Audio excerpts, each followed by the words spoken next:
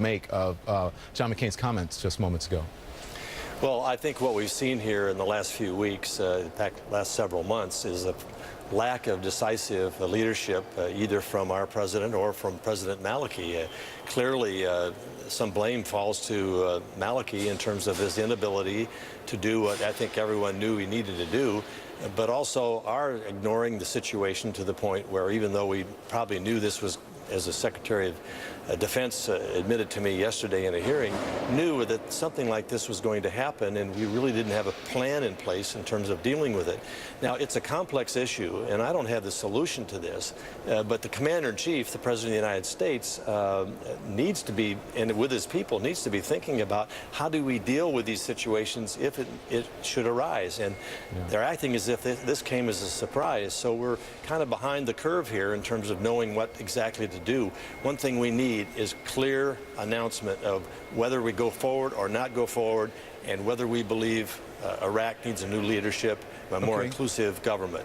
Senator, stand by, because we'll talk more about, the president informing and keeping members of Congress informed.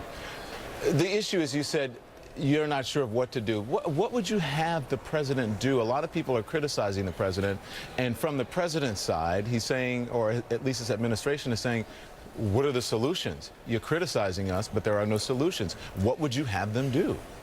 Well, I do agree with General Petraeus, who said we shouldn't be Malikis or the Shiite Air Force.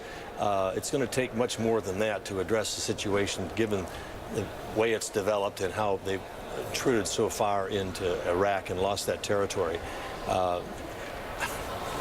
I think at some point here, the moderates, whether they're in Iraq or whether they're in any number of Arab nations, need to step up and say, we will not accept this brutality. And if our leadership from these extremist groups, and if our leadership isn't willing to address this, we can't just simply depend on the United States to come in and bail us out. So I think we could lead potentially that effort among our Western allies in the world through the UN and through our own exhortations to the moderates there that see this perversion of their religion, see the brutality that's taking place. Why aren't they storming the courtyards and storming where people gather in those different states, like they did with the fall of the Soviet Union, and say, we will not tolerate this?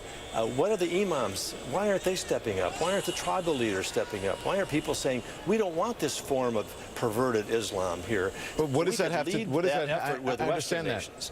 Okay, I understand what you're saying, but what does that have to do with the United States? My question was, what would you have them do? Because there's also been talk of possible airstrikes. That's one of the possible roads that the U.S. may go down. Do you have an apprehension to that?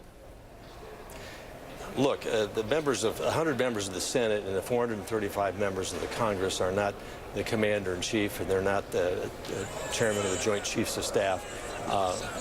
We ought to be looking to their ideas in terms of how we may address this, but ultimately it is the president's decision as to whether or not we get involved. Give us an answer, one way or another, in terms of how we should go forward. We can throw out ideas, but it falls on the president to provide that kind of leadership. The world is looking for it. The Middle East is looking for it. I think the U.S., whether we like it or not, is looked to as someone that can provide some control and security for people around the world. But we need to engage our allies in support of that effort. And if we don't have a president that's willing to take that leading, everybody's just floating out there, not knowing what to do. Dan Coats, Senator Dan Coats, thank you very much. Indiana, appreciate you. In Iraq.